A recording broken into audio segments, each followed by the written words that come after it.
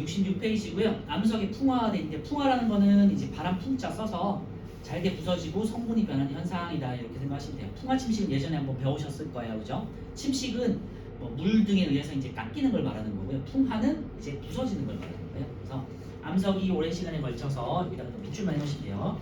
잘게 부서지고 성분이 변하는 현상. 그래서 부서지는 거 생각하시면 되고요. 암석이 부서져서 흙이라든지 모래라든지 이렇게 되는 거를 풍화라고 해요. 주로 이제 바람이라든지 공기라든지 여러 가지 물이라든지 생물에 의한 부서짐 이렇게 생각하시면 돼요. 그래서 원인은 물과 공기, 생물 등이 되겠고요. 밑에 이제 얘가 있으니까 그때 보도록 하시고 풍화작용은 풍화를 일으키는 모든 작용을 말한다. 자 밑에 보시면요. 암석이 잘게 부서지는 작용과 암석의 성분이 변한 작용이 있는데요. 암석이 잘게 부서지는 작용을 물리적 풍화라고 해요. 물리적인 거는 외부적인 힘에 의해서 부서지는 걸 말하는 거예요. 그래서 왼쪽에다가 물리적 풍화 이렇게 써주시면 될 것 같아요.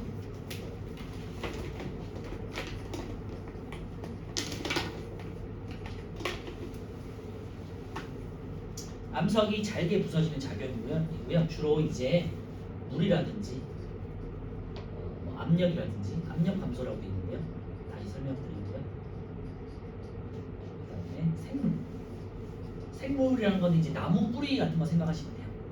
그래서 얘네는요 압력이나 여러 가지 기온 변화 등에 이제 의해서 외부 힘이 주어질 거 아니에요. 그래서 외부 힘에 의해서 잘게 부서지는 작용이에요.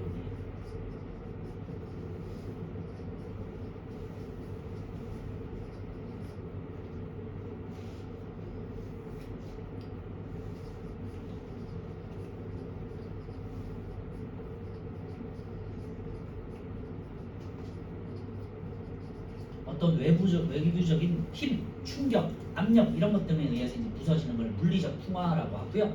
주로 예로는 이제 물이라든지 압력 감소라든지 생물 이런 것들이 있다 이렇게 하시면 될 것 같고 이제 하나부터 보시면요. 물 같은 경우는요. 이제 물 자체가 이제 풍화를 시키는 것보다는요. 물이 이제 스며들면은 그 이제 틈에 스며들 거 아니에요. 그러면은 거기에 그 스며든 틈에서 물이 얼었다가 녹았다면은 벌어졌다가 좁혀졌다 벌어졌다가 좁혀질 거 아니에요. 그런 과정에서 부서지는 거예요. 그래서 주로 이제 고산 지역 같은 쪽은 이제 기온차가 큰 곳 있죠. 일교차가 큰 곳. 그래서 암석의 틈에 스며든 물이 얼어서 부피가 커지면 틈이 벌어져서 암석이 부서진다 돼 있죠. 얘 해놓으시고 고산 지방 이렇게 써놓으시면 돼요. 물이 얼었다가 이제 녹는 이런 구조는 이제 주로 이제 추운 지역 있잖아요. 고산 지방, 고산 지역. 그래서 오른쪽에 보시면 물이 어는 과정이 있어요. 그래서 바위나 이런 데 이제 암석 같은 데 틈이 있을 거 아니에요. 그런 틈에 물이 이제 스며들죠. 여러 가지 비가 올 수도 있고요. 이제 이슬 같은 것들이 맺혀서 이제 물방울들이 생길 거 아니에요. 그런 것들이 이제 얼면서 점점 이제 얼면은 부피가 커지니까 팽창해서 바위를 이제 부술 수 있거든요. 그런 것들이 반복되면서 바위가 계속해서 이제 부서져 나가는 거예요. 그리고 두 번째는 이제 왼쪽에 다시 오셔서 압력 감소인데요. 자, 땅 속에 있던 암석이 이제 지표로 드러난다고 그랬는데요. 외부적인 요인에 의해서 이제 위에 있던 흙이 이제 없어질 수도 있고요. 주로 이제 융기라고 해가지고 어떤 지각작용에 의해서 지구 내부에서 땅이 이제 바위 같은 것들이 솟아오를 수 있죠. 그러면요 위에서 누르던 힘이 갑자기 사라지죠. 그러면은 누르는 힘이 사라졌으니까 바위 입장에서는 이제 조금 더 뭔가 팽창할 수 있겠죠. 그러면서 이제 얇게 부서지는 거예요. 땅 속에 있던 암석이 지표로 드러나면요 암석이 받는 압력이 작아지면서 암석의 표면이 얇게 떨어져 나가는데요. 얇게 떨어지는 거를 우리가 박리라고 해요. 그래서 박리작용이라고도 해요. 생물은요 암석의 틈에 식물이 뿌리를 내리면 어떻게 되겠어요? 식물이 이제 뿌리가 내리면서 계속해서 이제 뿌리가 길어질 거 아니에요. 그리고 많아지겠죠. 그러면서 자연스럽게 오랜 시간에 걸쳐서 암석이 부서지는 걸 말하는 거예요. 그래서 암석이 잘게 부서지는 작용 세 가지, 물과 압력 감소와 생물 요 세 가지 기억해 두시고 기출을 해 놓으세요. 물은 고산 지역에서 얼으면서 부피가 팽창해서 암석을 부서뜨릴 수 있다. 그리고 압력 감소 같은 경우는 어떤 지역에서 바위나 암석 같은 것들이 이제 융기 같은 걸로 해서 솟아올랐어요. 그러면은 누르는 압력이 감소되니까 얘가 이제 팽창하면서 이제 얇게 부서지는 현상이 되겠고요. 또 박리작용이라고 한다고 했고요. 생물 같은 경우는 나무 뿌리 아니면 이끼 이런 것들이 있어요.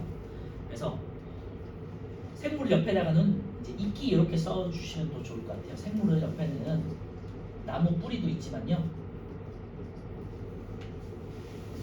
이끼 같은 것들이 이제 죄송해요.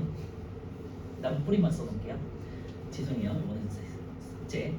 이끼는 좀 밑에서 다시 다룰게요. 여기 이제 세 가지 어쨌든 다루시면 될 것 같고요. 그 다음에 이제 화학적 풍화 두 번째.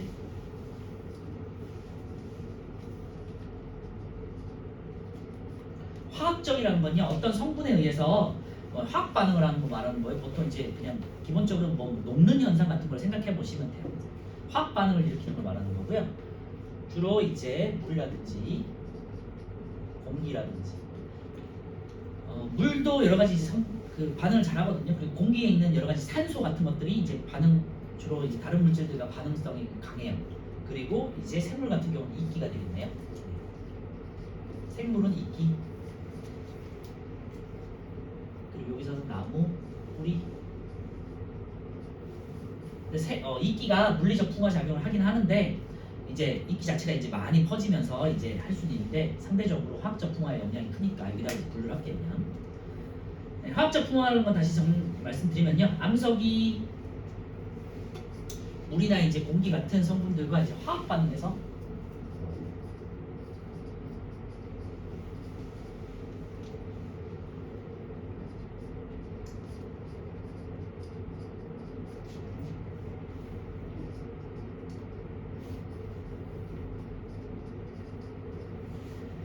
물리적 풍화 같은 경우는 부수는 거기 때문에 부수거나 잘게 이제 쪼개지는 거기 때문에 성분이 변하는 건 아니거든요. 성분이 변한다는 거는 새로운 물질이 생성된다는 거예요.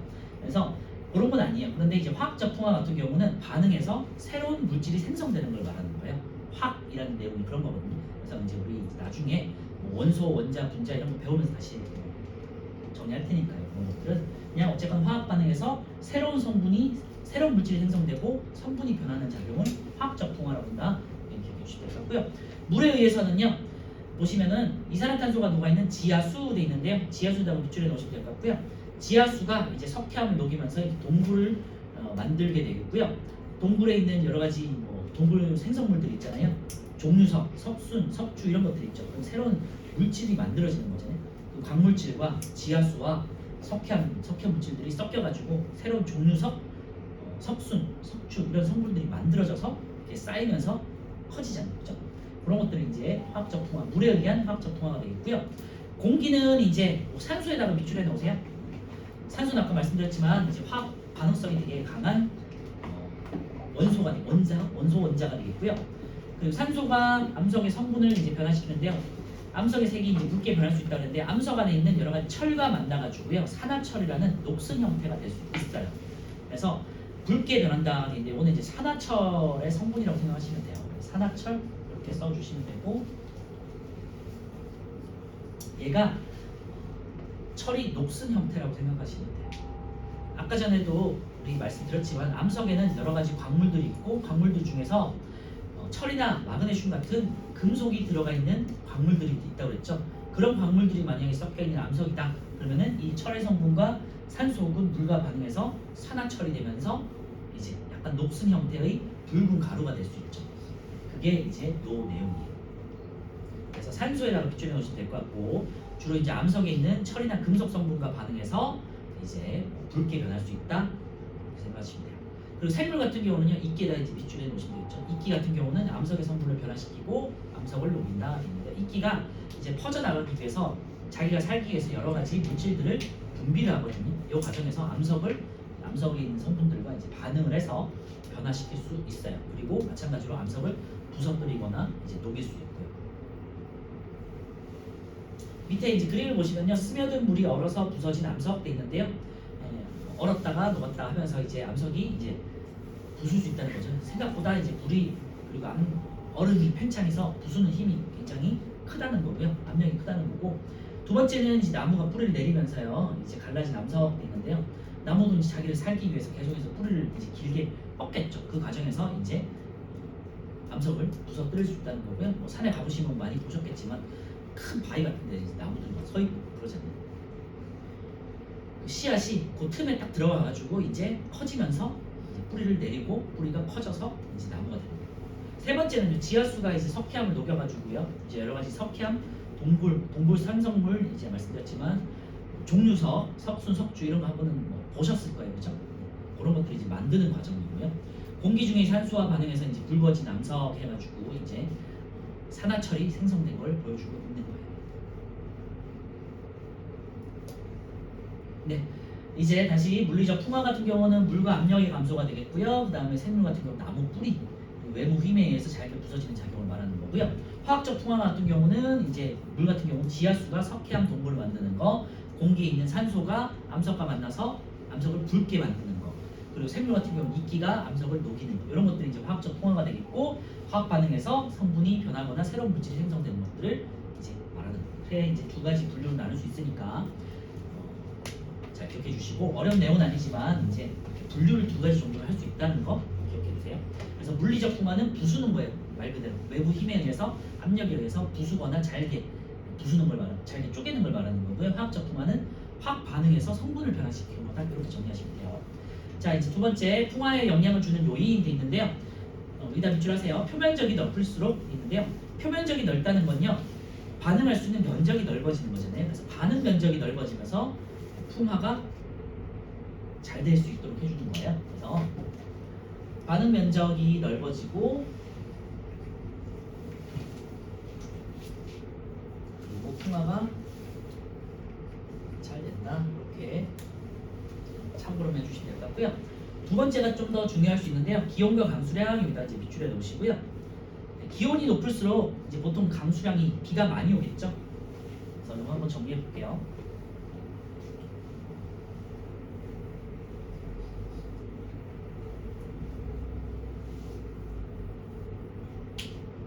옆에 이제 빈 곳에다가 한번 적어주시고요. 기온이 높은 곳은 주로 이제 강수량도 많아요.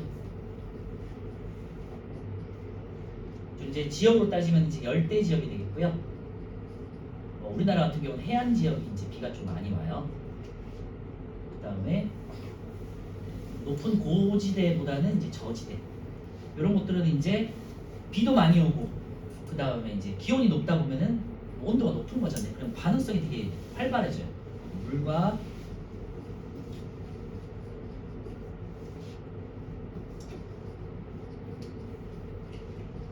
앞에서 봤던 이제 화학적인 풍화 작용이 활발해질 수 있겠죠. 그런데 이제 만약에 고산 지역 같은, 앞에서 다뤘지만요, 기온이 낮은 지역 같은 경우는, 그리고 일교차도 크죠. 고산 지역 같은 곳은 되겠고, 우리나라로 지금 이제 강원도 같은 곳 있잖아요. 이제 주로 이제 물리적 작용이 되겠죠. 물이 어는 작용. 물이 어는 이제 물리적인 풍화, 이런 것들이 이제 조금 더 활발할 수 있겠죠. 그래서 그 지역의 이제 뭐 날씨, 강수량 이런 거에 따라서 물리적 풍화, 화학적 풍화가 이제 더 우세할지를 예측할 수 있으셔야 돼요. 그래서 오른쪽에 이제 플러스 강의 두 번째 보시면 기후와 풍화라는 게 있는데요. 기후라는 건요, 기온과 조금 이제 다른 개념인데요. 기후는 장기간에 걸친 날씨의 변화를 기후라고 해요. 그래서 기온이 낮은 지역에서는 아까 전에 이거 똑같은 내용이에요. 그래서 물이 얼면서 암석이 잘게 부서지고요. 물리적 풍화가 우세하다는 거. 그 다음에 기온이 높고 강수량이 많은 지역에서는 암석이 물에 녹는 현상, 그러니까 화학적인 풍화 작용이 활발하다는 거. 이런 게 이제 잘 기억해 주세요.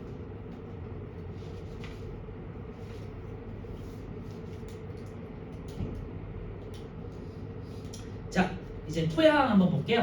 토양이라는 건요, 이제 암석이 잘게 부서져서 만들어진 이제 흙들을 말하는 거예요. 알겠죠? 보통 이제 지표면에 있는 것들은 이제 토양이라고 하고요.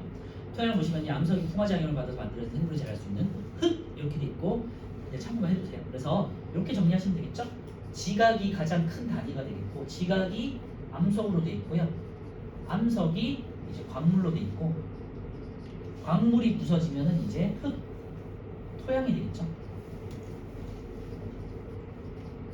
요게 이제 풍화작용이 되겠어요.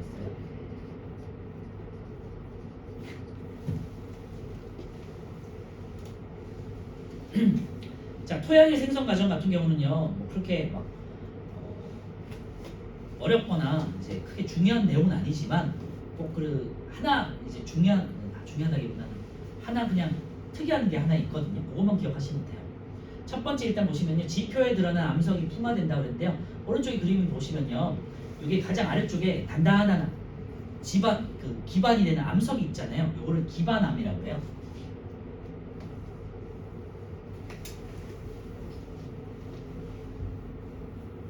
그래서 이 기반암에서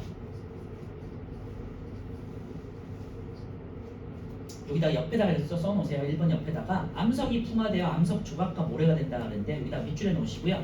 암석이 풍화되어 암석 조각과 모래가 된다. 여기다가 모질물 이렇게 써놓으세요.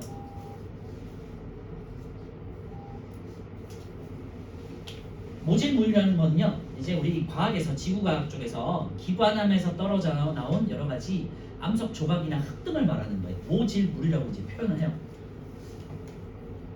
그래서 이제 흙으로 이루어진 토양 같은 걸 이제 모질물이라고 하고, 이제 암석이 부서진 것들을 이제 모질물이라는 용어를 쓰거든요. 이렇게 참고해 주시고, 얘네 같은 경우는 이제 유기물이나 양분이 거의 없어요. 그래서 식물이 자라는 흙은 아니에요.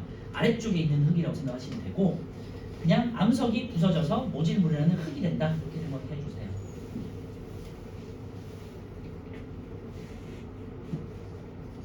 그래서 제일 아래쪽에 큰 암석 기반암이 있을 거 아니에요. 거기에 있는 윗부분이 이제 풍화되면서 부서져요. 그게 이제 모질물이에요. 아시겠죠? 그래서 첫 번째 그림에 보시면은 가장 아래쪽은 기반암이 되겠고요. 여기 보시면 이렇게 여기는 이제 기반암 단단한 암석이 있고, 위쪽에 큰 이제 조각들이 이렇게 있죠. 여기가 이제 모질물이에요. 부서진 거예요. 모질물. 여기가 이제 기반암. 기초가 되는 단단한 암석, 이런 뜻이라 생각하시면 될 것 같고, 위쪽은 이제 윗표면이 드러났으니까 풍화된 거잖아요. 그래서 부서진 게 모질물이에요. 이 모질물이 이제 두 번째, 암석 조각이 더 잘 부서져 식물이 자랄 수 있는 겉부분의 흙, 이게 이제 겉으로 드러났다 해서 표토라고 해요. 얘가 이제 부서져서 이제 표토가 되는 거예요. 이렇게.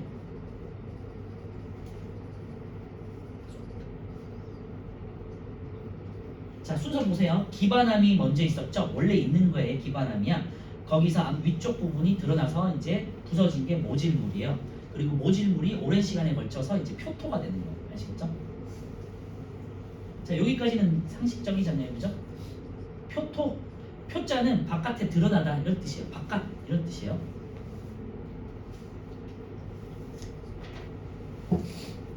그래서 두 번째는 표토 형성이에요. 표토 형성. 오른쪽에다가 표토 형성 이렇게 써주세요. 첫 번째 모질물 형성, 두 번째 표토 형성. 그래서 식물이 자랄 수 있는 겉부분의 흙, 여기다가 이제 밑줄에 놓으시면 될 것 같고요. 세 번째가 특이해요. 여기 이제 심토라는 거예요. 심토 형성 이렇게 써주시고요.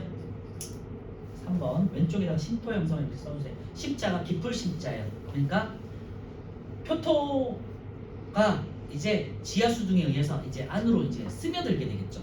그래서 심토는 가장 나중에 생성이 된 건데, 희한하게도 지표면이 아니라 지표면 아래쪽에서 만들어지는 거예요. 그래서 좀 특이한 내용이라고 생각하시면 돼요. 겉부분의 흙에 물이 이제 스며들면서 이제 지하수가 되겠죠. 물에 녹은 물질과 진흙등이 아래쪽으로 이동하는 것을 말해요. 그래서 여기다 밑줄에 놓으세요. 물에 녹은 물질과 진흙등이 아래쪽으로 이동하는 것을 이제 심토라고 해요.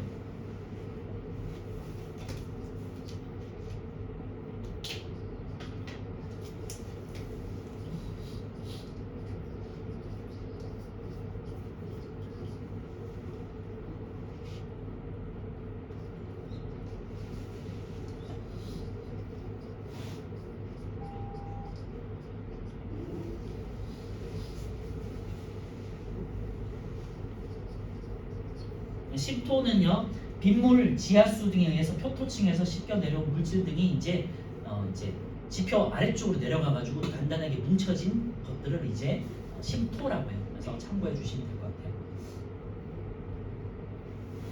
그래서 모질물 같은 경우는 식물이 자랄 수 없는 그냥 암석 덩어리예요, 그렇지? 돌덩어리, 흙 이런 것들 때문에 영양분이 없어요. 그런 것들이 이제 오랜 시간에 걸쳐서 표토가 되고요.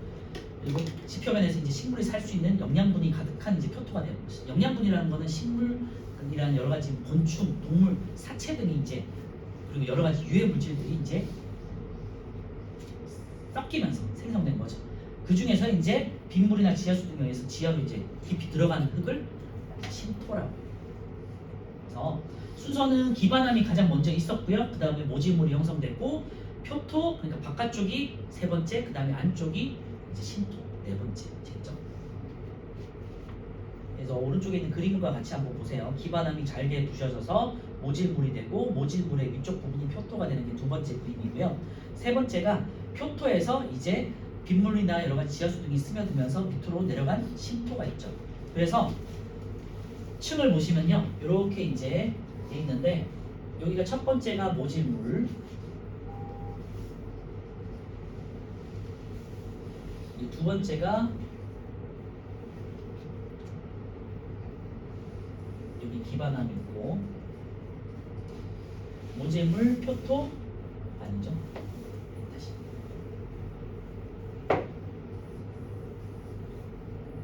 여기 기반암이 있었어요. 그 다음에 모질물이 생기고요. 표토가 여기 위에 있고 그 다음에 심토가 두 번째 층에 있고 순서는 1, 2, 3, 4가 되겠죠. 그래서 밑에 있는 토양의 단면에 보시면요. 가장 아래쪽이 기반암이에요. 그래서 순서를 이렇게 적어 놓으세요. 기반암 1번, 그 다음에 두 번째 층은 모질물 2번, 그리고 세 번째가 제일 위에 있는 표토, 그 다음에 네 번째가 심토예요. 생성 순서를 기억하셔야 돼요. 기반암, 모질물, 표토, 심토. 이것만 기억하시면 돼요. 그래서 이제 오른쪽에 네 개 층이 있죠. 아래쪽부터 보시면요, 풍화를 받지 않은 암석, 요게 이제 기반암이 되겠고요. 두 번째가 암석 조각과 모래 등으로 이루어진 층대인데 기반암이 부서져서 풍화돼서 생긴 층이에요. 모질물이라고 하고요. 제일 위쪽이 세 번째 식물이 자랄 수 있는 층이죠. 그리고 생명활동이 가장 활발한 층, 요게 이제 표토라는 이름이고요. 네 번째가 두 번째 층이에요. 여기다가만 이제 체크해 놓으시면 돼요. 밑줄 하시고요. 겉부분에 흙에서 물에 녹은 물질과 진흙 등이 내려와 만들어진 층이다. 그래서 두 번째 층에 있지만 가장 마지막에 형성된 층이다. 이렇게 이제 기억을 하세요.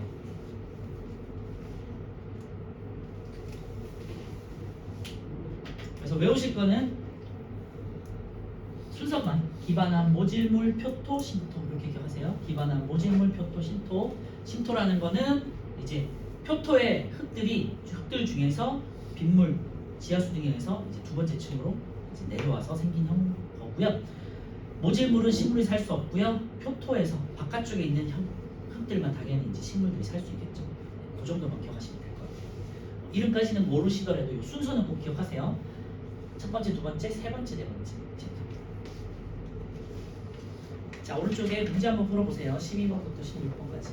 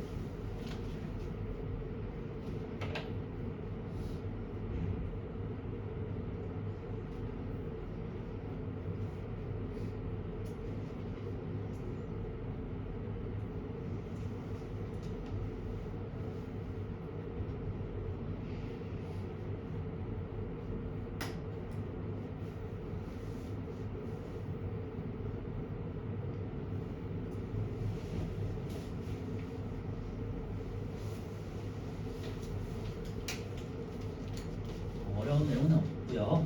밑에 아래쪽에 그냥 암기 쾅 해서 이제 보시면요. C 제일 아래쪽에 이 몸이 큰 형님이 G 돼 있고 제일 위쪽에 막내가 끼어들었네. 둘째 형이라는 거고 이제 B가 이제 형들이야 하면서 이제 가장 늦게 형성됐다는 걸 보여주고 있으니까 잘 기억하세요. 12번부터 보시면요. 풍화는 암석이 잘게 부서지거나 암석의 성분이 변하는 거죠. 암석의 성분이 변한다는 것은 새로운 물질이 생성되는 화학 반응이고요. 나중에 이제 배울 거예요. 풍화는 주로 물과 공기, 생물의 작용을 한다. 기억해 주시면 돼요. 자, 13번은요. 암석의 틈에 스며든 물이 얼면서 암석이 부서지는 거는 물리적 풍화가 되겠죠. 5. 암석의 표면에서 자라는 이끼가 암석 표면을 단단하게 만든다. 단단하게 만드는 게 아니라 녹이거나 잘게 부수거나 성분을 변화시키거나 하겠죠. X. 암석이 공기 중에 산소와 반응하면 색이 붉게 변하는데 그 이유는 이제 암석 속에 있는 광물 중에 이제 철이나 마그네슘 같은 금속을 포함하는 경우가 있죠. 그래서 산소가 만나서 이제 붉게 혹은 색깔이 변하는 현상이에요. 도가 되겠고요. 암석이 지하 깊은 곳에서 높은 열과 압력을 받으면 성질이 변한다. 이거는 뭐 풍화에 대한 내용은 아니잖아요, 그렇죠? 이거는 변성 작용에 대한 내용이었고 지난주에 다뤘던 변성암이 생성되는 변성 작용에 대한 내용이고 풍화 작용은 이제 암석 자체가 이렇게 잘게 부서지는 거를 말해요. 그러니까 다른 거죠. 4번의 S, OX가 되겠죠. 자, 14번은 암석이 이제 부서지는 거는 지금 물이 얼었다가 된 게 되겠죠. 그래서 1번이 되겠고요. 15번은요. 겉부분의 흙에서 물에 녹은 물질과 진흙이 아래로 내려왔습니다. 이게 이제 아까 말씀드렸던 10토가 되겠고 두 번째 층을 형성하는 거죠. 그러니까 가가 제일 마지막에 와야 되겠고요. 그 다음에 첫 번째 가 라가 되겠죠. 암석이 지표에 드러난다. 이게 이제 기반암이 뭐 어떤 융기라는 지각 변동에 의해서 솟아오르거나 아니면은 뭐 위쪽에 있던 뭐 흙이나 이런 것들이 이제 사라지면서 어떤 거에 의해서 사라지면서 물, 바람 이런 것들이 사라지면서 암석이 지표에 드러나겠죠. 라. 그 다음에 이제 풍화가 되겠죠. 위쪽 부분이 풍화가 되면서 잘게 부서지죠. 여기 암석 조각과 모래가 되는데 이게 이제 모질물 형성이 되겠죠. 라, 나. 그 다음에 다가 되겠죠. 암석 조각이 잘게 부서지면서 식물이 자랄 수 있는 흙, 여러 가지 영양분, 그 다음에 여러 가지 유해 물질들이 막 쌓여가지고 이제 식물이 살 수 있는 흙, 표토가 되는 거죠. 그래서 라, 나, 다, 가가 되겠어요. 그 다음에 가가 마지막으로 심토, 빗물, 지하수 등에 의해서 이제 층이 내려와서 생기는 거. 16번은요 가장 나중에 만들어진 층 두 번째 층이라고 그랬죠. B. ABC 중 식물이 자라기 가장 적합한 층은 제일 위쪽에 있는 A층. A가 표토, B는 심토. 이 두 가지 특징 기억해 두세요. A는 식물이 자라는 수 있는 영양분이 많은 흙, 표토고요. B는 가장 나중에 만들어진 흙, 심토예요. ABC 중 암석 조각과 모래로 이루어진 층 돼 있는데요. 이거는 이제 C가 되겠죠. 모질물이라는 이름이 돼 있고 영양분은 없어요. 자, 68페이지 한번 보시고요. 이제 암석의 분류부터 해서 암석의 풍화까지 요 실험만 한번 보시고 이제 좀 쉴게요. 이제 여러 가지 암석들이 있는데요. 가 같은 경우는 알갱이 크기가 크고 묽은 염산과 반응하는 대리암이다.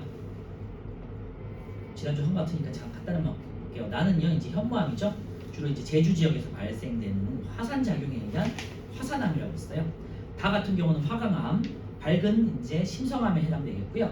라 같은 경우는 이제 자갈로 이루어진 여암, 태적암이고요. 마 같은 경우는 진으로 된 이암이고, 그다음에 바 같은 경우는 이제 어두운 색깔, 밝은 색으로 줄무늬, 이게 이제 편마구조라고 해서 염리의 일종이라고 했죠. 편마암이고요.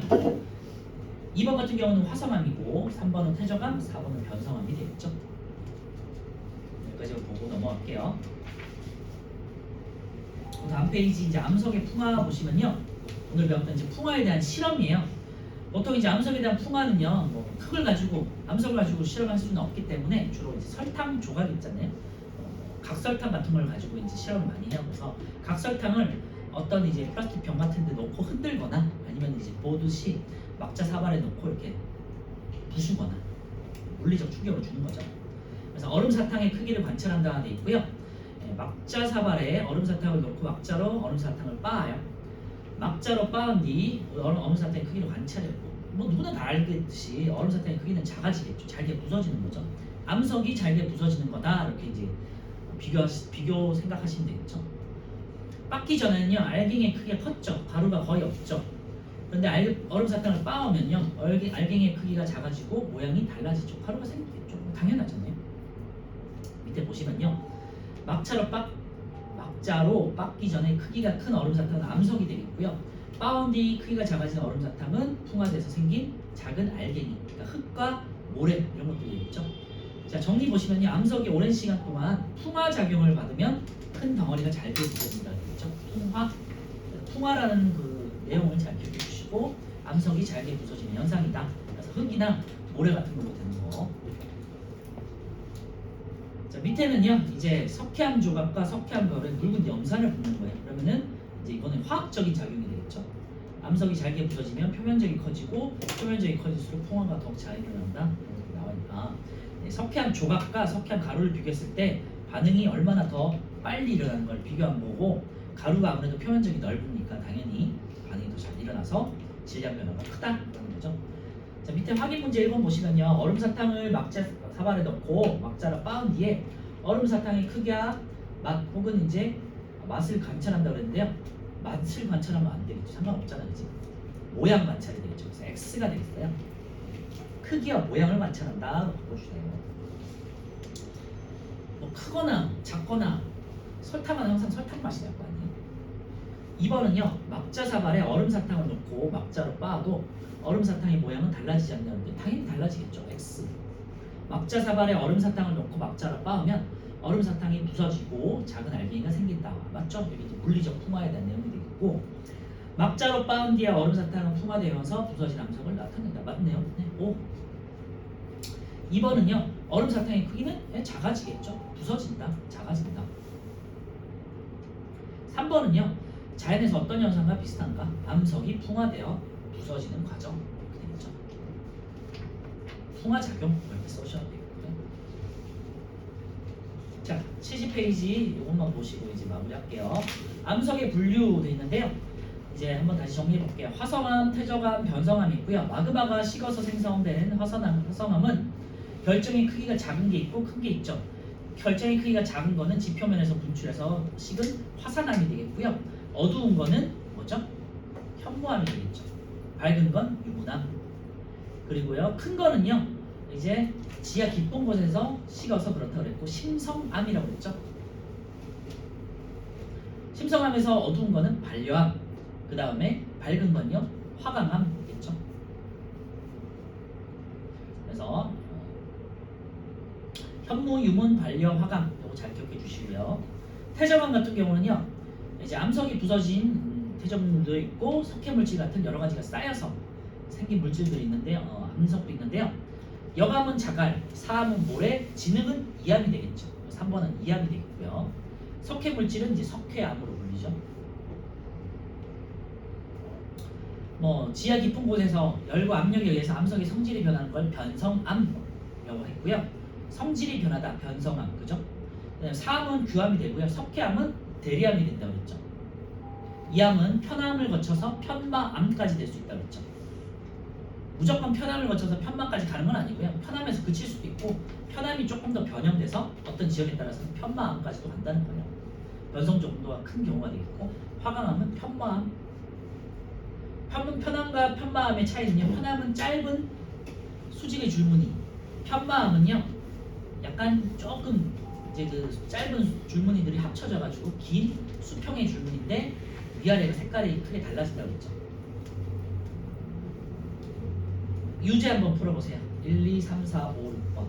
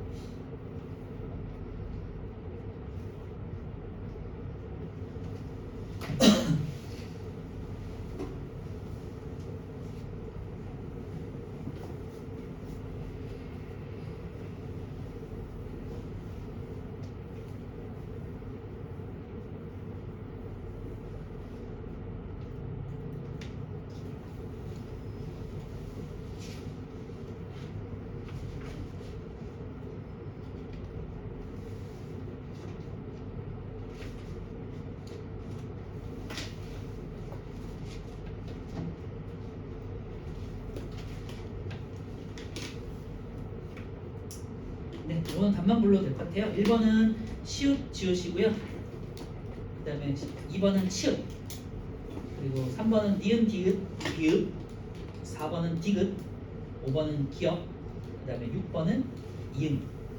다시 1번은요. 바로 볼게요. 사, 자, 그 다음에 2번은 차가 되겠고요. 차. 3번은요. 나다, 바. 4번은요. 다. 5번은 가, 6번은 아 됐어요. 10분 쉬었다가 문제 조금 풀고 그다음에 이제 오늘은 이제 대륙이동설 들어갈게요.